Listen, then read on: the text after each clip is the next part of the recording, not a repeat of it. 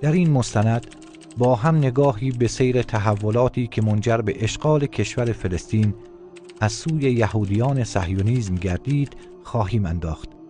نگاهی به مقطعی 50 ساله از تاریخ آن منطقه که از قرارداد بالفور در سال 1917 میلادی آغاز و در نهایت با اشغال کامل بخش شرقی بیت المقدس و اراضی فلسطینیان که تحت قیومیت اردن اداره می شدند در سال 1967 میلادی تکمیل گردید.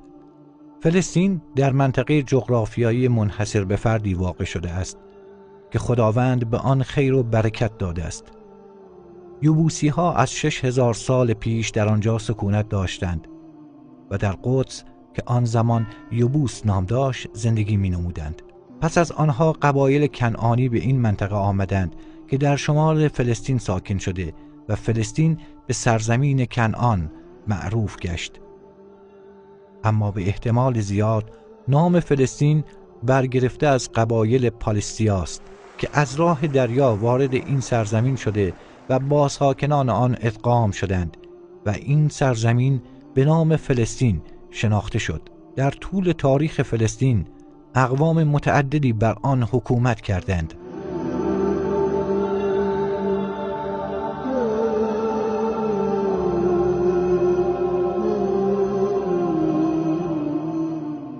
و آخرین حاکمان آن مسلمان ها بودند که تقریباً 1100 سال حکمرانی نمودند.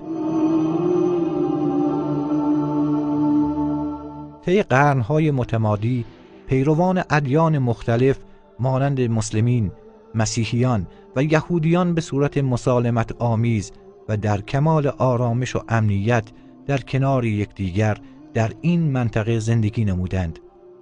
در اواخر قرن 19 میلادی اولین نشانه‌های پروژه صهیونیستی نمایان شد و نخستین فصل‌های مسئله فلسطین شکل گرفتند. در آن دوران جمعیت فلسطین تقریباً 460,000 نفر بود و یهودیان در آن زمان تنها 3% از جمعیت کل فلسطین را به خود اختصاص داده بودند. با قدرت گرفتن اروپایی‌ها ظلم و ستم علیه یهودیان هم افزایش یافت. لذا یهودیان به فکر افتادند که به وضعیت خود سر و سامان دهند و از کشورهای محل سکونتشان به کشوری واحد مهاجرت کنند. اما سوال این بود: به کجا؟ این سوالی بود که تئودور هرتزل، روزنامه‌نگار صهیونیسم، آن را مورد بررسی قرار داد و در کتاب خود پیشنهاد تشکیل وطنی برای یهودیان پراکنده در سراسر جهان را داد. وی برای این کار فلسطین، آرژانتین و مناطق دیگری از آفریقا را پیشنهاد نمود. وطنی یهودی که در آن هیچ حرفی از قداست بیت المقدس و یا معبد سلیمان نبود. به دنبال آن قضایا کنفرانس‌های متعدد یهودی برای جمع آوری کمک‌های مالی و حمایت از جنبش صهیونیستی تشکیل شد و در نهایت قرعه فال به نام فلسطین افتاد.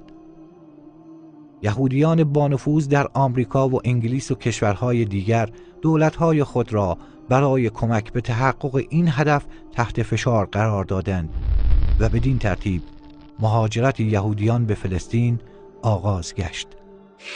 25,000 مهاجر یهودی از اروپای شرقی و روسیه راهی فلسطین شدند و جمعیت یهودیان فلسطین را به 5% رساندند. در ادامه خواهیم دید که چطور این مهاجرت‌های گسترده یهودیان دارای گرایشات صهیونیستی عامل اصلی درد و رنج ملت فلسطین شدند. با هر مهاجرت مشکلات مربوط به درآمد و مسکن و اراضی میان یهودیان و فلسطینیان افزایش می‌یافت. بزرگان قدس در سال 1891 به دولت عثمانی اعتراض کرده و خواستار مقابله با روند مهاجرت یهودیان روس تبار به فلسطین و ممنوعیت تملک اراضی از سوی آنها شدند. اما مهاجرت یهودیان متوقف نشد و 40,000 مهاجر یهودی دیگر وارد فلسطین شدند تا جمعیت یهودیان به رقم 8% برسد. با تضعیف دولت عثمانی و پایان جنگ جهانی اول، بریتانیا و فرانسه سرزمین شام را بر اساس توافقنامه سایکس پیکو میان خود تقسیم کردند. مارک سایکس بریتانیایی و فرانسوا ژورژ پیکوی فرانسوی با آن طرح شوم و مملو از خباثت خیش باعث شدند تا علیرغم گذشت یک قرن کامل از تقسیم بندی و مرزکشی هایی که آن دو انجام دادند، منطقه خاورمیانه هرگز روی آسایش نبیند. انگلستان به موجب توافقنامه سان ریمو فلسطین را تحت سلطه خود درآورد و با اجرایی شدن وعده بالفور موافقت کرد. اما وعده بالفور چیست؟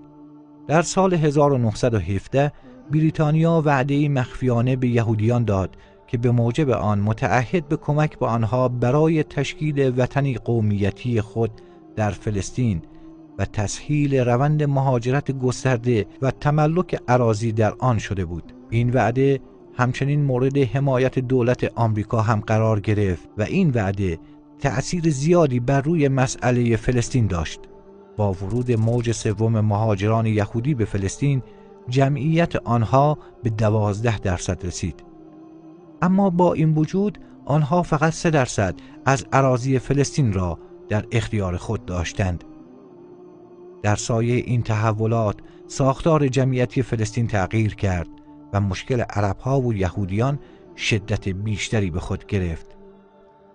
پس از آن 7 کنفرانس بزرگ فلسطینی در مخالفت با وعده بالفور برگزار گردید و نخستین انتفاضه فلسطینی شکل پذیرفت. پس از آن یافا به عرصه ناآرامی‌های بزرگ تبدیل شد و اجلاسی که در نابلس برگزار گردید خواستار تحریم اقتصادی صهیونیست‌ها شد. در ادامه این راه شورای عالی اسلامی به رهبری حاج امین حسینی تشکیل شد و در مقابل سازمان هاگانا هم به عنوان یک مؤسسه نظامی صهیونیستی شکل گرفت. هاگانا با اینکه یک سازمان سری و نامشروع بود، اما دولت قیومی